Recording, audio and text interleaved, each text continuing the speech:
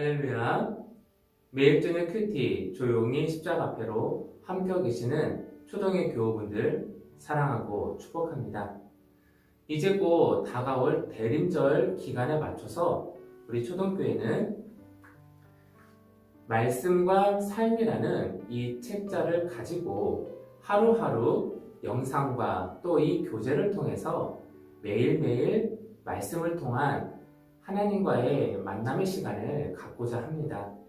관심 있으시고 또 주변의 모든 분들에게 이야기를 나눠주셔서 함께 동참하기를 간절히 소망하고요. 구입은 교회에 오셔서 직접 구입이 가능하시고 또 직접 오셔서 수용하기 어려우신 분들은 교회로 연락을 주신다면 저희가 발송해 드리도록 하겠습니다. 많은 관심을 가져주셔서 대림절 기간 매일매일 하나님과의 만남의 시간을 우리가 더 깊이 가졌으면 좋겠습니다. 다 함께 묵상 기도로 매일 저녁 큐티 조용히 십자가 앞에를 시작하도록 하겠습니다.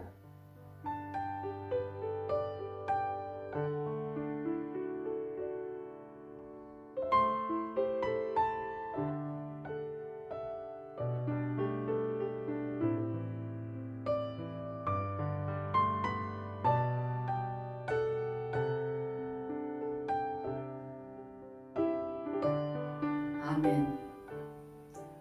오늘 우리가 묵상할 하나님의 말씀은 요한계시록 3장 1절에 있는 말씀입니다.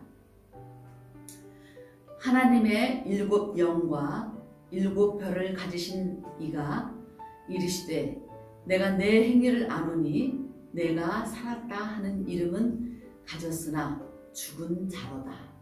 아멘. 요즘 개복숭아가 갑자기 주목을 받고 있습니다. 개복숭아는 쓰고 떫은 데다가 작고 볼품이 없습니다. 게다가 씨는 또 왜 그리 큰지 먹잘 게 없지요. 그저 개도 안 먹는 것입니다. 이 개복숭아가 다시 주목받는 것은 약이 되기 때문이랍니다. 개복숭아 효소가 몸에 좋다고 알려지면서 귀한 대접을 받게 됐습니다. 그러다 보니 개복숭아만 기르는 과수원도 생겼지요. 그런데 왜 개복숭아가 사람 몸에 좋은 걸까요? 요즘 복숭아는 크고 달고 향도 기가 막힙니다. 그런데 그 복숭아는 계속 개량해서 만든 거죠. 복숭아를 개량하면서 복숭아의 육질은 키우고 그 씨는 퇴화시켰습니다. 그래서 그 복숭아의 씨는 싹이 트지 않습니다. 썩어버리죠. 그렇게 개량한 복숭아는 보기 좋고 맛도 좋지만 실제로는 생명력이 없습니다. 그것은 이미 씨앗이 아닙니다. 반면에 개복숭아는 맛도 향도 별 볼 일 없지만 그러나 생명력이 있습니다. 개복숭아는 씨는 씨앗입니다. 살아 있습니다. 보기에는 복숭아가 살아있는 것 같지만 죽은 것이고 개복숭아는 죽은 것 같지만 살아 있습니다. 그 생명력이 사람에게도 좋은 것이지요. 하나님이 사람에게 주신 것도 씨 있는 열매를 맺는 모든 나무였습니다. 함부로 씨앗의 생명을 조작하고 억제하고 죽이면 안 됩니다. 씨앗 속에 살아있는 생명력이 중요한 것처럼 교회도 마찬가지입니다. 살아있는 것 같으나 실상은 죽은 교회도 있고 죽은 것 같으나 실제는 살아있는 교회가 있습니다. 주님은 4대 교회를 향해서 살아있다는 이름은 있으나 실상은 죽은 것이다라고 말씀하셨습니다. 4대 교회는 왜 이런 혹독한 말씀을 듣게 된 것일까요? 4대는 오늘날의 터키인 누디아의 수도였습니다. 상업이 발달해서 번성한 도시였지요. 특히 금모래가 많이 나와서 사람들은 풍요롭게 살 수 있었습니다. 경제가 안정된 데다가 군사적으로도 안보가 든든했습니다. 암벽으로 둘러싸인 성체는 난공불락이었습니다. 이처럼 든든하고 풍요로운 도시에 있는 4대 교회도 아무런 문제가 없이 평안해 보였습니다. 그런데 4대 교회는 살아있는 이름이 있으나 실상은 죽은 교회가 되었습니다. 4대 교회가 죽은 교회가 된 까닭은 무엇일까요? 우선 4대 교회에 말씀하시는 분은 7영을 가진 분이십니다. 4대 교회에 가장 필요한 것이 바로 영이라는 말이지요. 4대 교회는 물질의 풍요 때문에 영혼이 궁핍해졌습니다. 한국의 교회도 얼마 전까지 세계교회 역사상 유례없는 부흥의 기적을 이루어냈다고 자랑했습니다. 세계에서 가장 큰 교회가 다 한국에 있다고 뼈길 때도 있었죠. 그런데 거대해진 교회 안에서 온갖 이단 종파들이 곰팡이처럼 피어났고 세습과 간음과 횡령과 투기 같은 온갖 폐악이 벌어졌습니다. 덩치는 커졌는데 좀비처럼 그 영혼은 참담하고 비루한 것입니다. 살아있다는 이름은 세계에 드날렸는데 그 실상은 죽은 것이죠. 본디 교인은 죽은 사람들의 무덤 속에서도 씨앗처럼 살아 있었지 않습니까? 정신 차리고 가르침을 되새겨야 합니다. 아프게 회개하고 깨어나야 합니다. 그런데 그 안에는 그래도 자기 옷을 더럽히지 않은 사람 몇이 있답니다. 그 번성한 도시에 겨우 몇입니다. 그 몇이 무슨 의미가 있을까요? 이 거대한 도시에 끙끙거리는 사람 몇 있다고 그게 무슨 소용이 있을까요? 그런데 아니랍니다.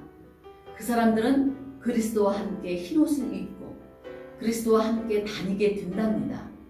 예수님은 그 몇 사람의 이름을 생명책에서 지우지 않으시고 아버지와 천사들 앞에서 그의 이름을 인정하시겠답니다.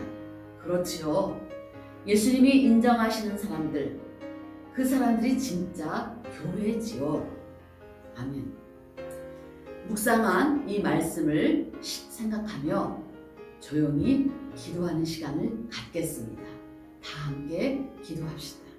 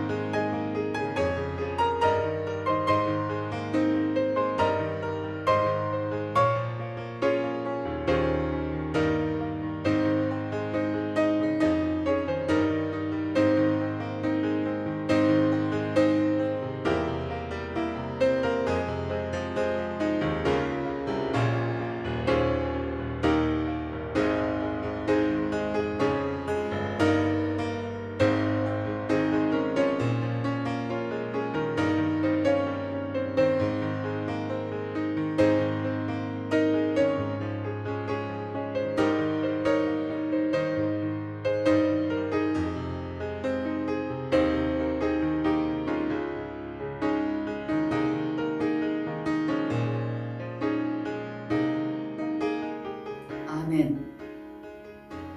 자, 오늘 본문 말씀은 막대한 부흥을 갖고 있었던 4대 교회에게 주님께서 주시는 말씀으로 죽은 행위를 버리고 회개하라고 말씀하고 있습니다. 지금 요즘 우리들의 세계를 바라볼 때, 우리들의 앞을 바라볼 때 4대 교회처럼 겉은 번들하게 보이지만 그 속에는 죽은 자들 뿐입니다. 우리 초등의 식구들, 우리 모두 살아서 움직이고 주님이 원하시고 뜻하신 모든 일들을 우리들이 바로 나타내야 되겠습니다. 이 어두운 세계, 힘들어가는 모든 어려운 세계 속에서 우리 모두는 힘차게 주님을 향해서 나아가는 우리 모두가 되어야 되겠습니다. 다 같이 주기도문으로서 매일 저녁 큐티를 마치겠습니다. 하늘에 계신 우리 아버지여, 이름이 거룩히 여김을 받으시오며 나라의 마옵시며 뜻이 하늘에서 이루어진 것 같이 땅에서도 이루어지이다. 오늘날 우리에게 일용할 양식을 주옵시고 우리가 우리에게 죄진 자를 사하여 준 것 같이 우리의 죄를 사하여 주옵시고 우리를 시험에 들게 하지 마옵시고 다만 악에서 구하옵소서. 나라와 권세와 영광이 아버지께 영원히 있사옵나이다. 아멘.